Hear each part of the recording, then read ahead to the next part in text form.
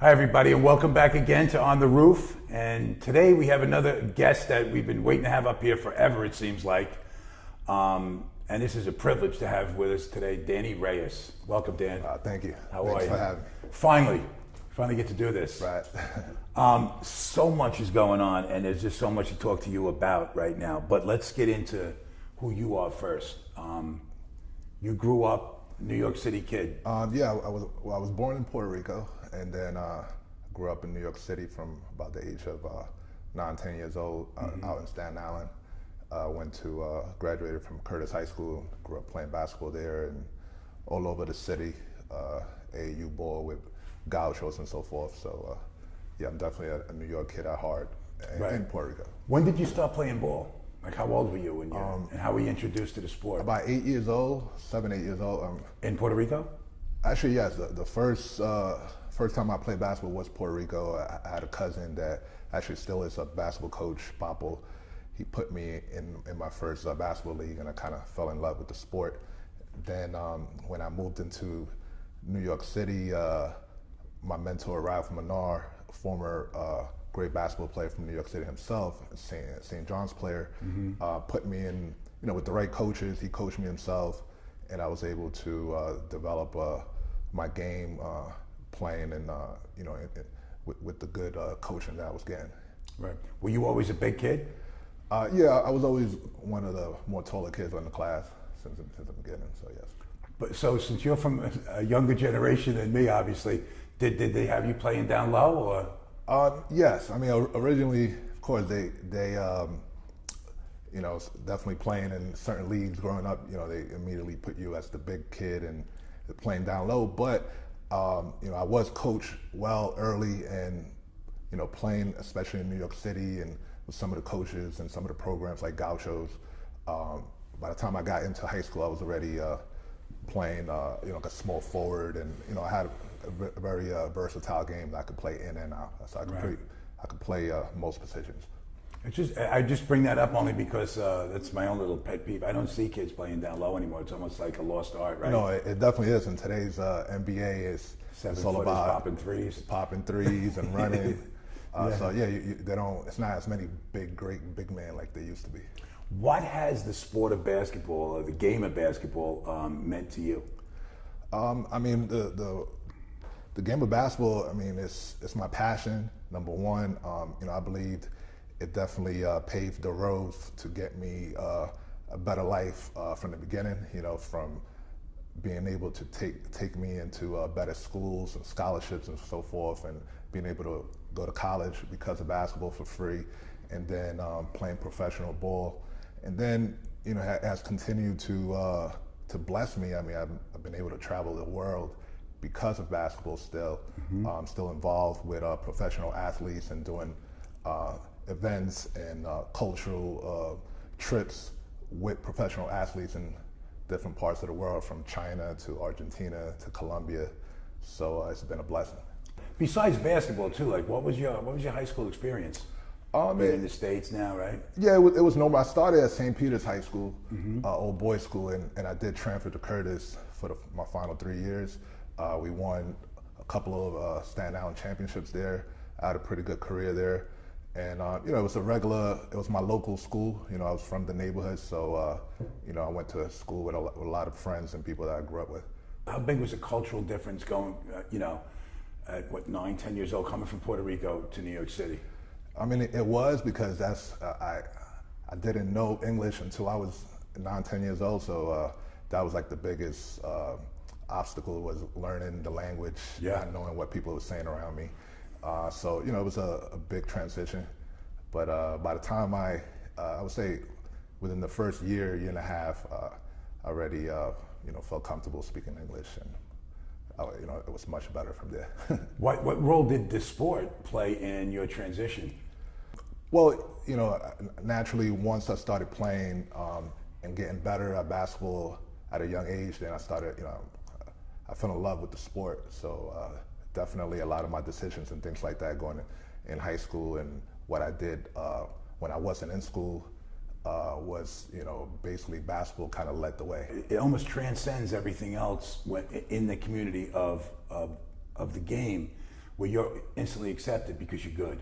Right. You can run, get them, and you get through a lot of hurdles right off the bat. Right. I mean, even just as simple as, being able to experience, other places at a very young age because of basketball. Coming from the neighborhood I grew up in, I started making friends and being able to travel with basketball. So I started, being able to learn, and I guess I continued it as an adult, traveling the world, working still within sports and entertainment. There's always more to learn, right? Right. Yeah. So how old were you when you found your way to the Gauchos? I played there since I was 13 years old. So, 13, 14, all the way to the end of my high school career.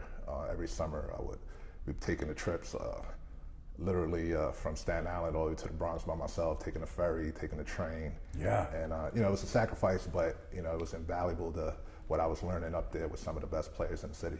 Yeah.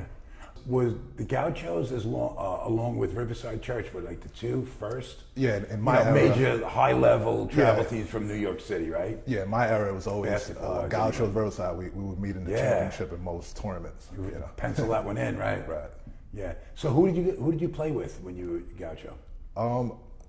Stephon Marbury, Felipe Lopez. I had guys like Gary Sanders, Charleston Clark, Dwayne Jordan. It was. We had some great teams, and we won a lot of games, a lot of tournaments. I mean, was Gary Sanders? Was that the kid that played with Felipe? Yes, at Rice High School. Yes, he was good. He went to Georgia Tech and CMO. Yeah. The first time it's embarrassing, but the first time I went to see Felipe play, because man, was there anybody hyped like he was? He was hyped. He was hyped, but he was the real deal early. Yeah. Since I remember him since my sophomore year or his sophomore year, and he was just still already dominating. I walked into a packed gymnasium, and I wasn't sure who he was. There's not names on the back and everything. And then this real lanky kid, man, starts getting it done. I'm going, that's got to be him. It was Sanders. Yeah, Felipe is actually a very good friend of mine. Now we do a lot of things together within he has a non-for-profit organization that he's taken off, and we've done some things at the United Nations, some events he's supported. The Chinese association that I work with, so he's a real solid guy, good guy. He gives back like crazy. Yeah. Is he doesn't he work with the Knicks too in some kind of ambassador way with the NBA cares, so he definitely does a lot of great things. And that's not like he's not just representing the Knicks in that. It's an NBA thing. The NBA thing? Right? And he kind of definitely in the Latin markets. Does a lot of good work. How many years did he get in the league? I believe he played about 6 to 7 years, and then he got injured. Yeah, he was good, man. Okay, so and who was on Riverside? Shamgar Wells. Yeah. You have Ira Miller. Was he All Hallows? LaSalle, yeah. I went to LaSalle when I was a kid. I saw him play in high school. John Candelaria, remember? You know who he is? Yes. Baseball pitcher? Yes. I saw him play when he was in high school. He was All City. Back then, All City was... Right. That was big time. It doesn't seem like that anymore. The game, it's just changed so dramatically, right? That's what I wanted to ask you about, because when you got playing, being with the Gauchos, they were the beginning of what is now AAU basketball, which is bigger. Exactly. And is it bigger than high school ball? I mean, it is in the sense nowadays you could pretty much just play AAU high-level ball and be recruited and get a scholarship and move forward. They don't, you don't even necessarily have to be recruited in a high school game. You did both. You played high school ball and you played AAU. Did you benefit from one more than the other? Yeah, even myself, definitely. Even at that era, I definitely got recruited way more from playing AAU than playing for my high school. Because I got to travel and play around a lot of great players. You got more exposure. Yeah, so during the recruitment period, the coaches are definitely out, so they'll see you play more. But was your high school coach like a fundamental guy? My first 2 years of varsity ball, I definitely had it was more of an offensive running style type of coach that let us, just play. So, we had the talent to really play up tempo, and we did, and won a lot of games. But when you look back at where you sit in life now, and you look at, at the teaching of the game, the way you learned it, and what you can see now, being older and being able to look back at it objectively, do you think that I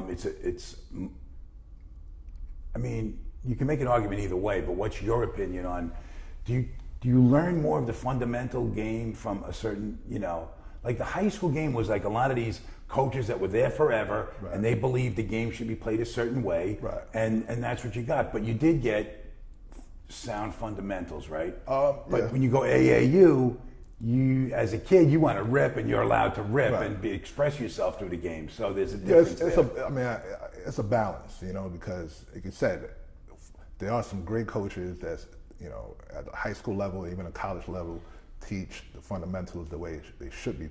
Then there are coaches that are a little more outdated to me, and the way they taught the game is really yesterday's game. Yeah, it's yesterday's game. To today's kids. Sometimes you could be holding your kids back. Yeah. If you have the talent and you don't know how to coach it, you're kind of right, holding your team back. So. But is high school sports about winning, or is it about learning how to play? I mean, or balance. I think it's always a balance. I mean, depending on the program, some programs it's all about winning, and then some coaches just care about being able to teach players from one level to the next. Right. Do you think the game is going in the right direction? I mean, I believe so. I mean, there's always going to be room to criticize, but I mean, these kids are talented. I mean, no doubt. At the end of the day, right now, some of these kids coming out of high school, they're playing high level. They can do it a little bit of everything, and of course, they could always get better. But it's a lot of talent out there. It's the sports continues to grow, so it's. I mean, I don't know. I just see a lot of talent. I see a lot of talent coming out. Some is raw, but some obviously they've been working on their game. What about maturity, though? I mean, there's a lot of kids that are one and done, who just played AAU and then they play 1 year of college, and they're in the NBA, they're in the league. I mean, you can't knock a kid for going for that. I mean, that's the dream. The faster you get there, the better. Yeah, but you can. The game, in a sense, I don't want to say suffers, but definitely is altered. It's going to be a learning curve for those that are, talented enough to be one and done and actually get drafted and make the team, number one. And if they are, it's nothing like actually playing and again the experience that they're going to get playing with the best players in the world. There's a lot to grasp and get on the road. No, it is, but it's a normal thing in most sports. Like hockey players, golf, tennis. It's not even talked about, and that happens all the time. Truthfully, that entire rest of the world, kids go straight from high school into the pros if they're good enough. It's not an issue. It's only the United States that because of college that they try to make it an issue. But it's really a non-issue because if you're serious about playing ball, once you get drafted into the league, not only your playing time, but you're going to be getting individual coaches that are going to be working on your fundamentals. Right, because every team has a staff. Yeah, I mean, so your game will develop if you put your time into it. Right. Well, I mean, how many kids do you come across in what you do now that you kind of mentor? I mean, how do you guide a kid that might be good enough? Because what's the percentage of kids that actually get to that point where they get drafted? Right.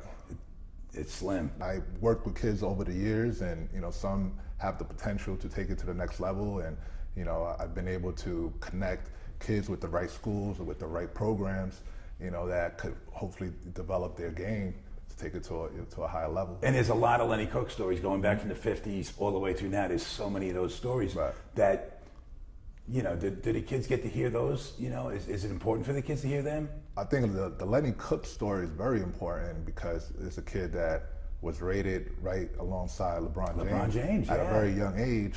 But it shows you that, you can't just believe the hype you got to continue to work on your game. And I think, he might have gotten caught in a situation where, he stopped really working and there was too many other distractions, and he didn't develop his game like others, with that type of talent early did. So, it just shows that, even if you're already getting a little bit of hype at a young age, you cannot stop working. You constantly got to work on your game and get better if you want to be a pro. Yeah, but I mean, you need a lot of guidance to be able to stay on that track. I mean, to see things objectively. When you're a kid, man, you're a kid, right? Yeah, you got to put the right circle, around you and let it be about, ball and really lock in, and take away all the distractions out there, Yeah, I just, again, I just think that's so much to ask for a kid to be able to do. I mean, the direction and the guidance has to come from almost outside a mentor or the home or somewhere, because it's putting a lot on a kid's plate. I mean, to be able to do that correctly. It is what it is, but when I play ball professionally, you saw the guys that was taking it serious, and you saw the guys that were cutting corners, and it'll come back and bite you if. Yeah, but you had the proper direction, right? I mean, you had good guidance and good role models, mentors. I did, but I've seen guys that had the same ones and just chose not to do the work. So it goes to the individual too. They gotta. Yeah, the personal responsibility. Mm-hmm. Yeah. I mean, your story at a certain point. I don't know if. Let's just go there, man. Right? Are we ready to go there? Yeah. Okay. Your life changed one day. With basketball being the objective to start that day, right? What happened to you? How much did your life change? What kind of impact did that one day have on the rest of your life? Well, this back in 1998. I was one of 4 college basketball players that was on our way to North Carolina Central for a basketball workout for the weekend, with different college coaches and things. And on our way down there, we were pulled over on the New Jersey Turnpike by state troopers, and at the end of the day, it became a big incident. We were pulled over.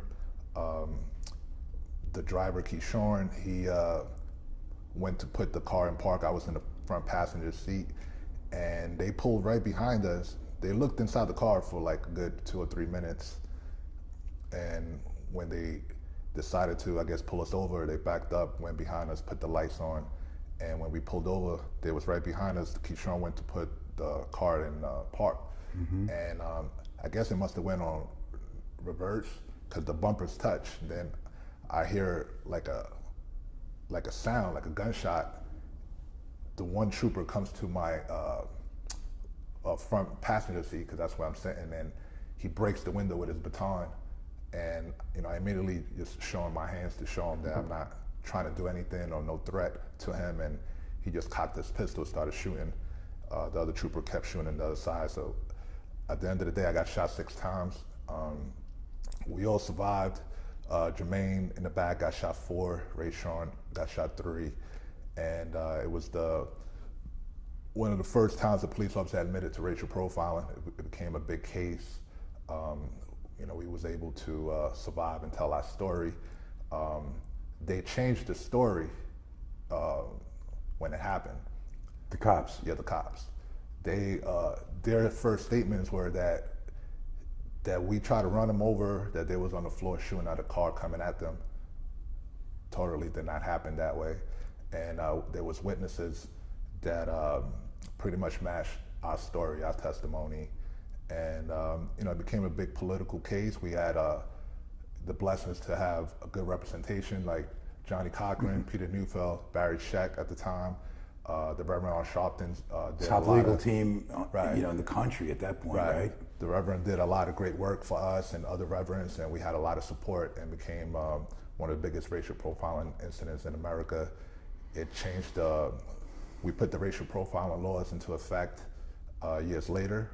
And it was the first time that a police officer admitted to racial profiling. They also pleaded guilty to falsifying records as they got further investigated, and they used to falsify the race on the ticket to minorities. So that was another charge against the same 2 troopers. So now we've been, unfortunately, this issue is bigger than ever and is more relevant than ever in today's society. And we're looking to take our story and kind of, link it to what's going on today. And we've been getting some amazing interviews. So it's going to be a powerful documentary coming out 2018, which is the 20-year anniversary of this. Yeah. What impresses me most is you. Where's the bitterness? Where's that anger? Where's all that resentment? Where's all of that, which I've said to you, this to you before, would be absolutely justified in my mind. I don't know how you're able to conduct yourself with the class and the grace and the manner that you do. Right. Having something like that happen. I mean, unarmed, no drugs. I mean, there's nothing to bring something like this on, and your life is fucking changed. Totally changed. I mean, totally. I was a month away from getting my associate's degree to move to the 4-year school to continue my basketball career and play 4 years of college basketball. And also, I was ready to go back to Puerto Rico and play that summer in the pro league out there. So, I was totally locked in that space, and it took me about 2.5 years of physical therapy to be able to, function normally. I still have a bullet in my stomach. Still have 2 metal plates in this arm. But thank God I did heal, and I've been able to live a normal life, play basketball, and enjoy the blessings that I still have. So I'm definitely blessed because it could have been a much worse situation. I mean, it was bad. It was bad. I went through a lot. The pain. I still have chronic pains, and it wasn't easy. It wasn't easy seeing my family see me go through what I went through. That was probably the hardest part. But other than that, we definitely tried our best to turn a negative situation to a positive.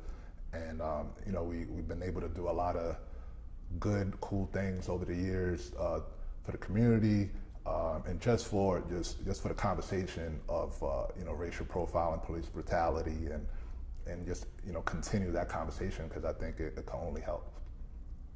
And how relevant is that today? I mean, right now we're in this climate with the guys at the NFL players kneeling and different sports, but NFL in particularly, right?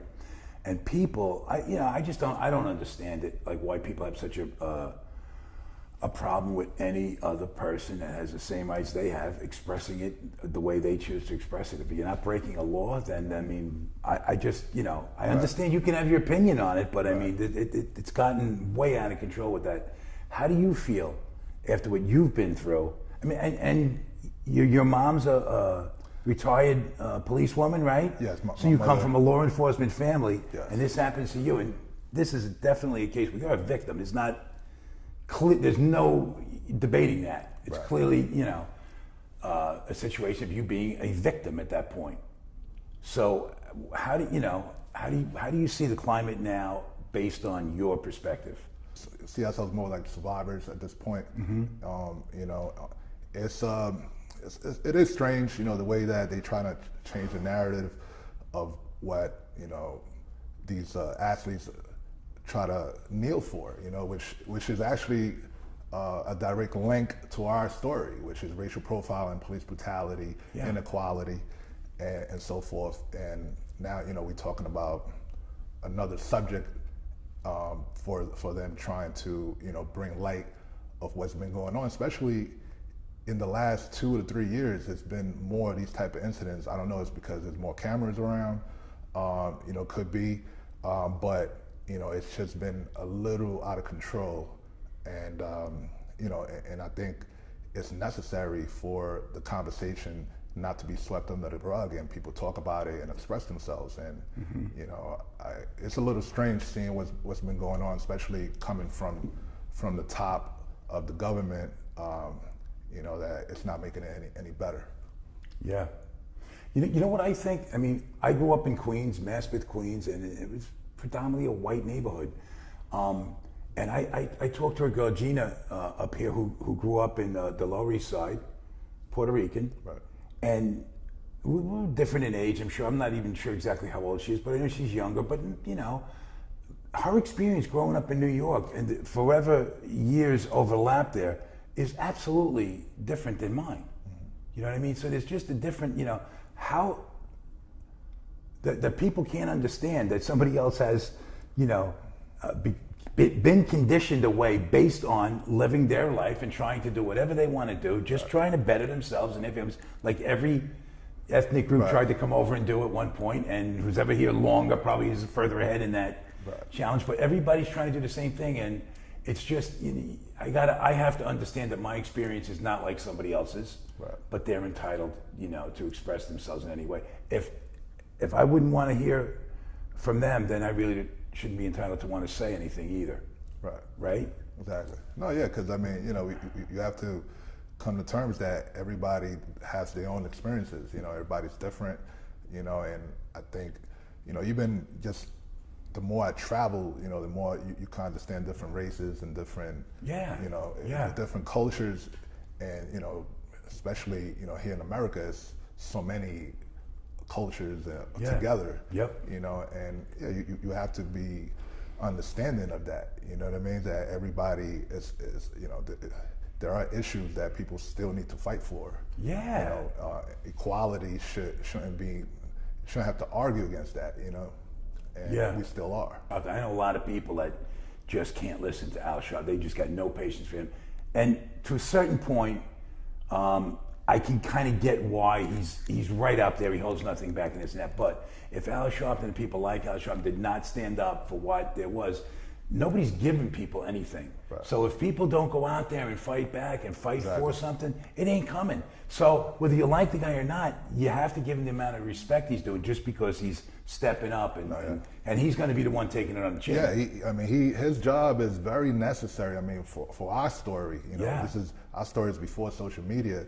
Good point. He was the one that at least brought extra light in the beginning where it could not be swept under. How valuable was that? And it was invaluable. It was so valuable because this guy, he's such a great, when it comes to this and what he believes, he went to jail for us. He literally shut down the turnpike with his supporters and were sentenced for 10 days. We actually walked him into the jail. But by the time we made it back home in New York City, they had let him go. But he did that. He actually did get arrested, and but that was so necessary because those type of protests, especially back then, were a way that people can not sweep anything under the rug, and now it becomes news and people have to talk about it, and from that's when our story started getting investigated in a way that the troopers ended up getting indicted. Where other incidents sometimes it's just a little slap in the wrist and they're right back to work.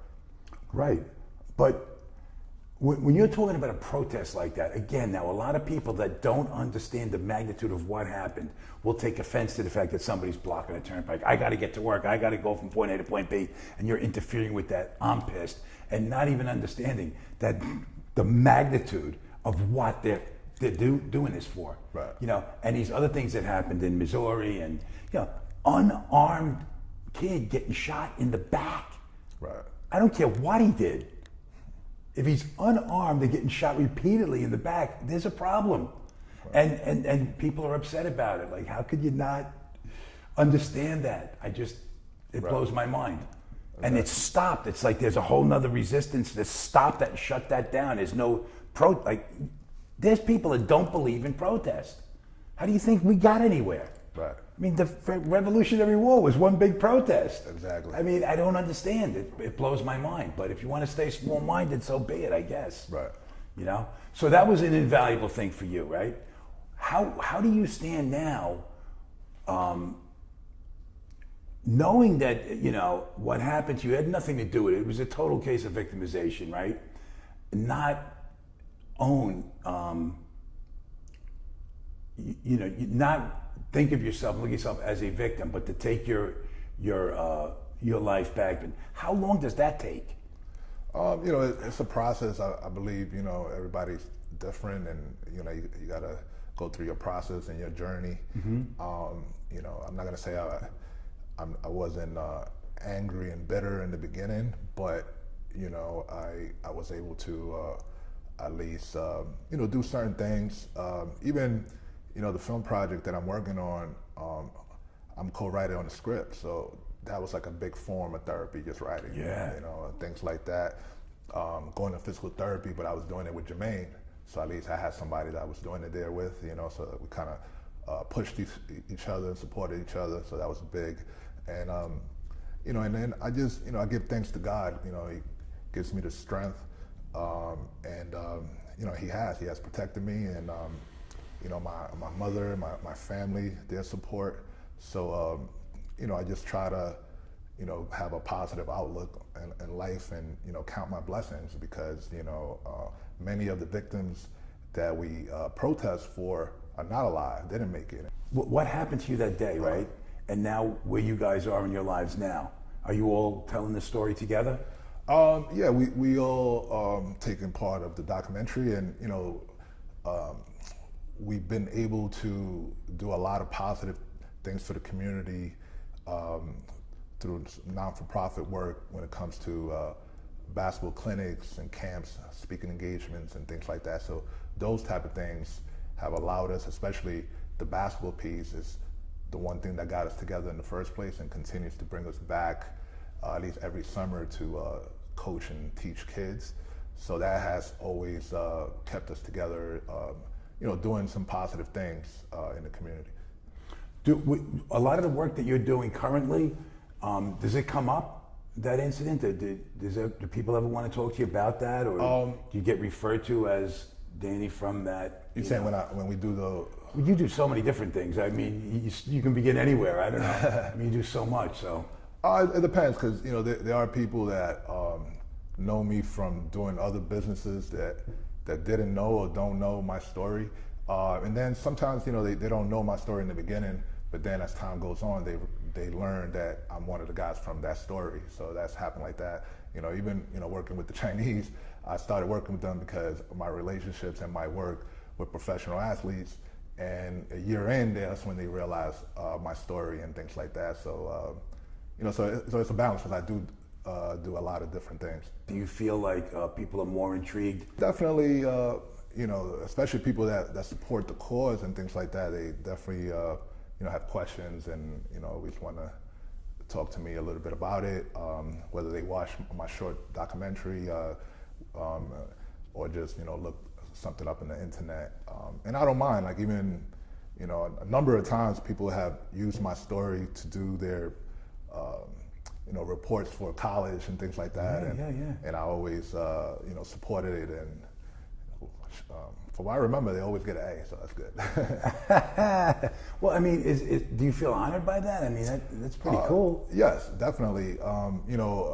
Our case has been used as a case study in the curriculum in schools. I have teachers send me the information, and we're like, picture of us and our story and things like that. So, it's definitely a story to tell. It's a educational piece, our story, because it's a lot of layers once you really do your research about, our story, the Jersey Four Chosen, because it was such a pivotal point of breaking open and having states and higher up admit that racial profiling exists and they need to do something about it. So it was a critical moment. Certain things did change for the better. Cameras were put in right away, state trooper cars, so certain legislation did go through, but obviously we still need more. Right. Do you feel a personal sense of responsibility to share your experience and be an advocate to help this situation kind of straighten itself out somehow? Yes, I mean, when it comes to when I'm being asked to do certain things, whether it's from Reverend Sharpton or other civil rights leaders, I always have taken it very serious and showed up and done whatever they asked of me. I've done certain things on my own, and I believe everything does happen for a reason, and it's educational, our story. So any chance that I have, that's the reason that we're trying to get this documentary completed, full feature film completed, and put it out to the world, because it can only help continue the conversation, and it's a story to tell. Yeah. Right. But you know that's where sports really plays an important role too. Like even in Olympics, I mean, it's a certain energy that athletes can share between themselves, but it's not all this. Like, I mean, you can be proudly represent your nationality, your country, or ethnicity, whatever it is, and yet still respect your opponents, and you know it's all done gracefully. Whereas life isn't always so graceful, but sports does bring that kind of approach to it, right? Yep. No, definitely. I mean, you know, sports it teaches so many things. You know, like discipline, team player, keeps you healthy and shape. I mean, it's very important, and you know, it brings cultures and different nationalities together. What's the greatest thing you learned?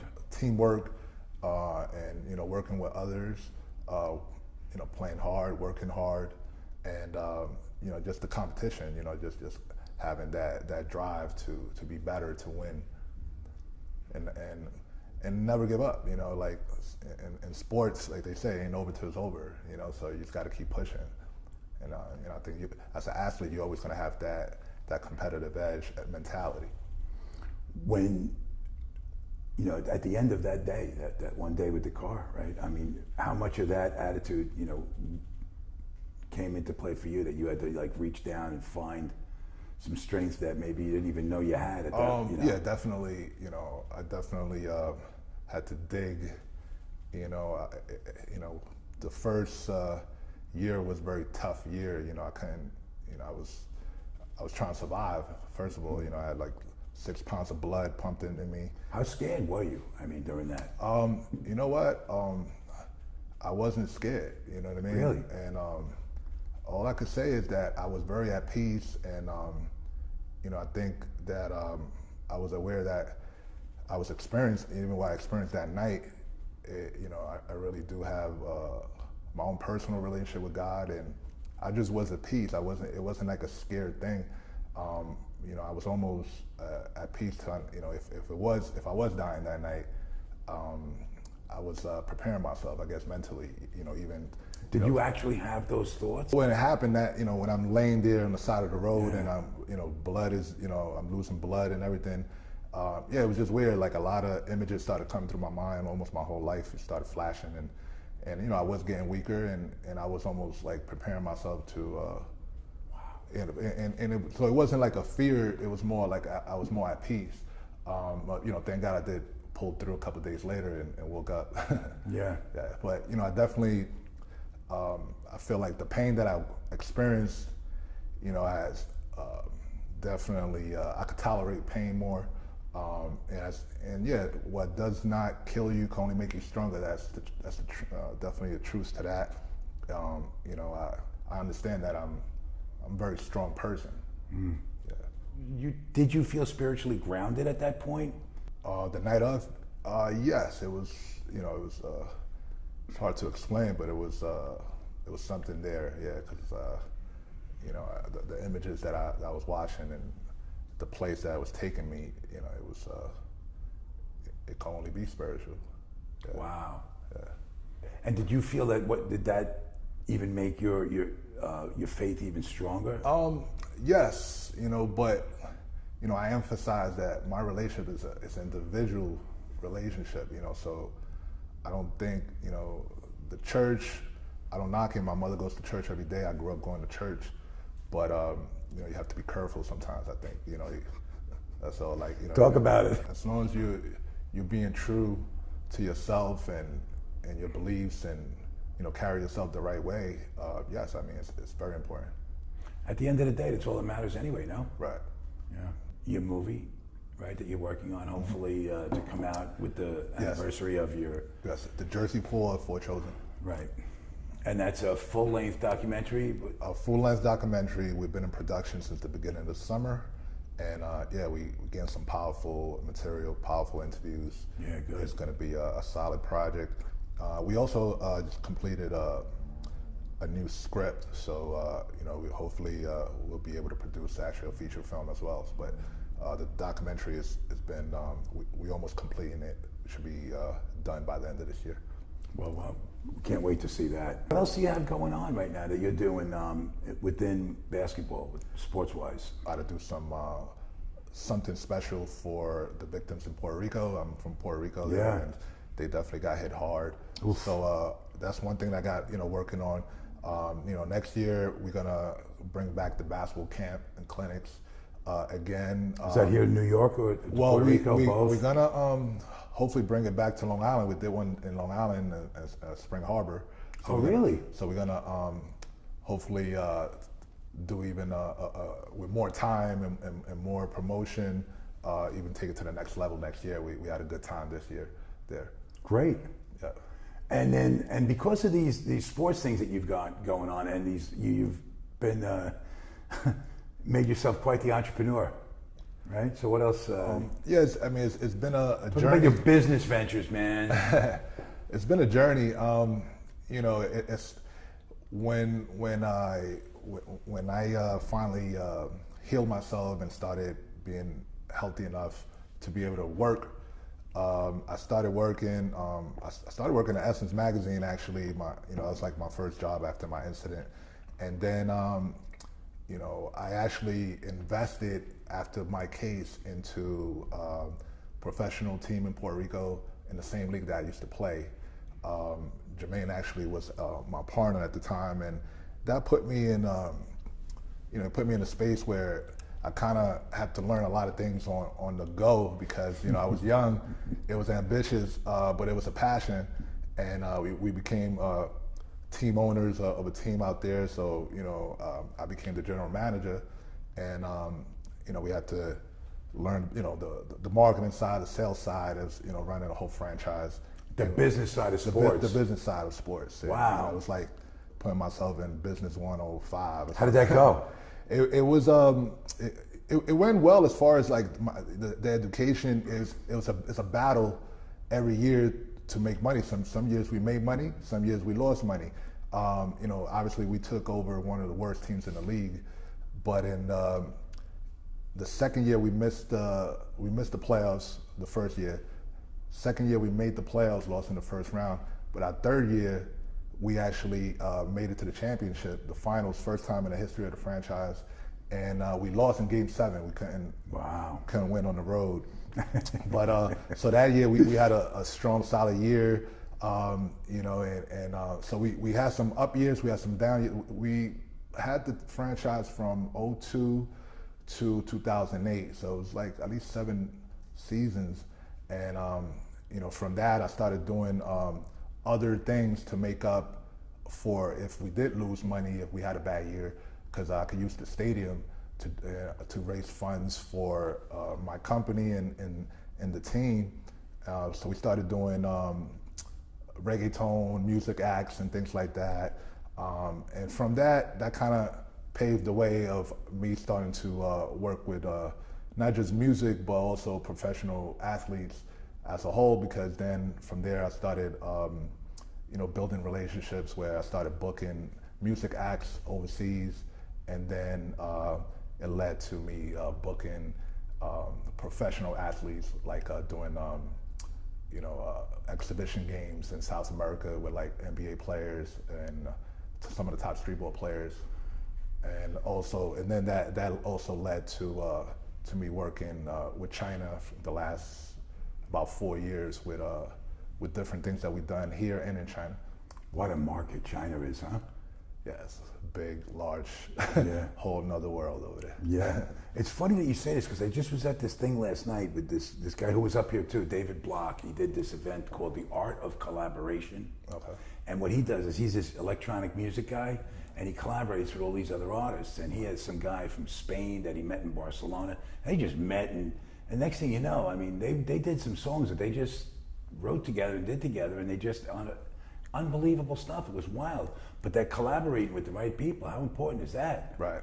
No, You're in the mix. No, definitely. I mean, you definitely the network. Your network could be, your net worth. Yeah, there you go.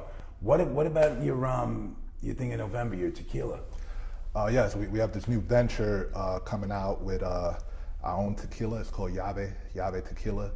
It's amazing product. You know, goes down real smooth. Old traditional way of doing tequila. We make it down in Tequila, Mexico, from the most awarded distillery in Mexico. And we'll be launching the end of November. We have 3 flavors coming out, mango, jalapeno, coconut flavor. And yeah, it's gonna be, we're gonna sell a lot of tequila. That's the plan right now. That is the plan, right? Yeah, I get it. I got so much respect for you, man. I just wanted to say that because to have something like that happen and deal with it the way you deal and the way you move forward and the people you help. And it's almost like, you know, if something that fucked up had to happen to somebody, that it had to happen to somebody with the strength, the inner strength, you know, to be able to turn that around and somehow make this a positive. Because there's a lot of people that don't believe that shit fucking happens. Right. There's too many people, and they're just like, yeah, well, because it doesn't affect them directly. Well, it doesn't affect anybody any more directly than the effect it had on you. Exactly. And the admirable way that you just keep moving forward, you know, it blows me away. Thank you. It blows me away. I'm on social media at D Reyes 34. Reyes is my last name, so Reyes. Reyes, so D Reyes 34, and my story is the Jersey number 4 on social media as well. And you know, from information about the Jave Tequila is javetequilas.com. So you know, definitely follow me there. J-E? Yeah, Jave is key in Spanish. It's Y-A-V-E. Y-A, okay, just so, yeah. Because I would have went looking for it. I'll still be looking for it. Yeah, and Danny, I can't thank you enough for just taking the time to come up here and spend it with us, man. Hopefully we'll do it again really soon. Yeah. All right, buddy. All the best, my man. Thank you. Yes, sir.